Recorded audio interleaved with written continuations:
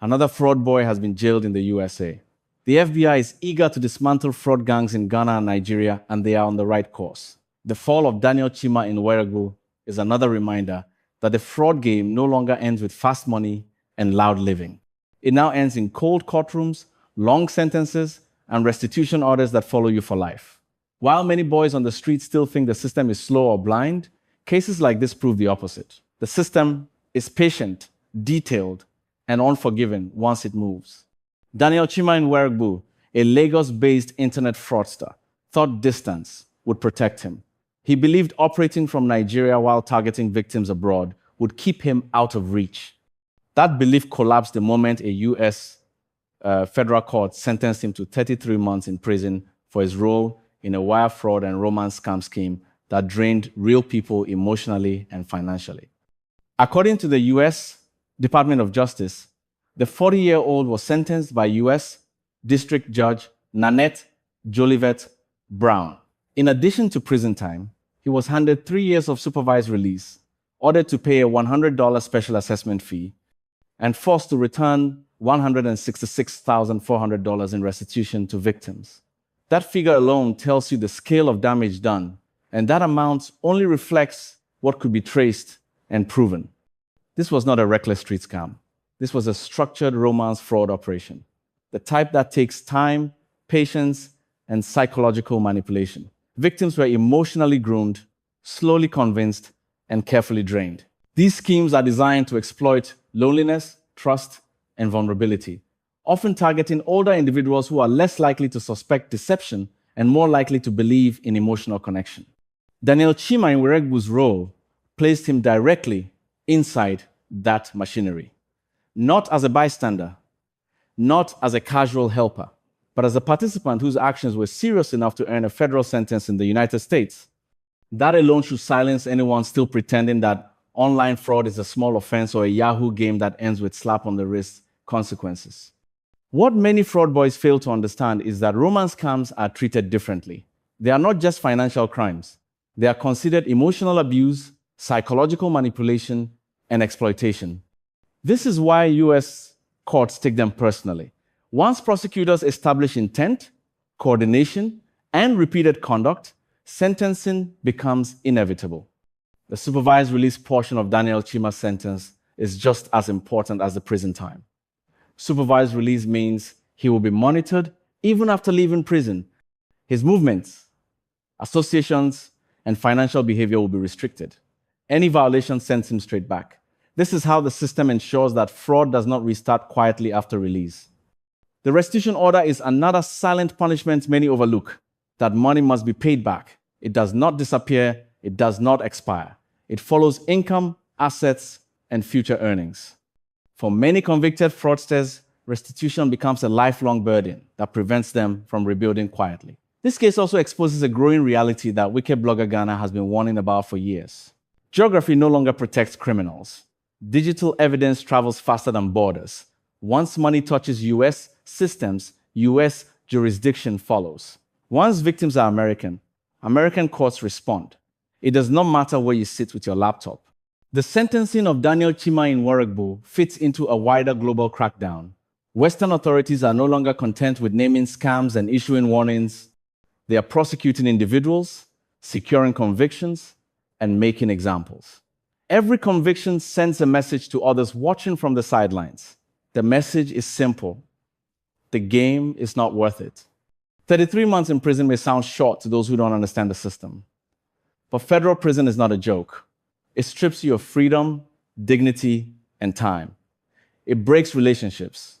It stains records permanently. And when combined with supervised release and restitution, the punishment stretches far beyond the prison walls. This is why Wicked Blogger Ghana keeps telling young boys to stop romanticizing fraud.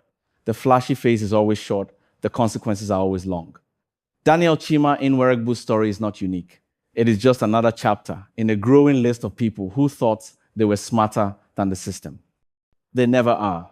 The courts don't care about excuses. They care about evidence. They care about victims.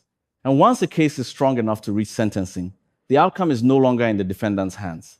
This is not hatred. This is reality. And for those still laughing, still flexing, still pretending arrest only happened to others, Remember this. Every fraudster in prison once believed he was untouchable. What makes Daniel Chima Nwergu's case even more instructive is how ordinary it started. There was no movie-style heist, no dramatic overnight millions. It began the same way most romance scams begin, with patience, routine conversations, and calculated emotional investment. That is the dangerous part many people underestimate. These scams are not rushed. They are built slowly, sometimes over months, sometimes over years, until the victim feels emotionally tied and financially obligated. Investigators later revealed that this was not a one-off situation. It followed a pattern: repeated contact, similar scripts, similar excuses, emergencies that always required money, promises that never materialized.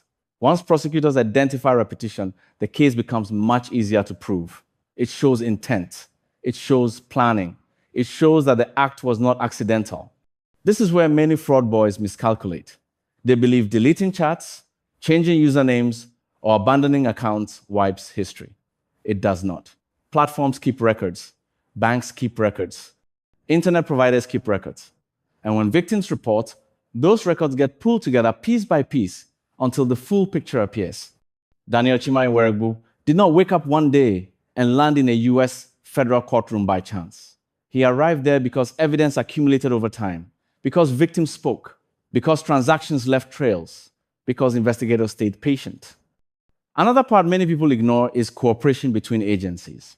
Cases like this often involve multiple departments working quietly together. Financial crimes units, cybercrime specialists, victim support offices, and federal prosecutors all contribute. By the time sentencing happens, the case has already passed through several layers of review. Nothing is rushed. That is why the sentence matters. 33 months is not a negotiation number pulled from the air. It reflects guidelines, severity, victim impact, and the defendant's role. The judge does not guess. The judge weighs evidence, behavior, and legal standards. Once that gavel drops, arguments end.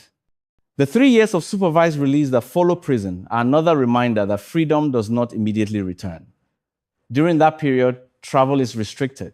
Financial activity is monitored. Associations are limited.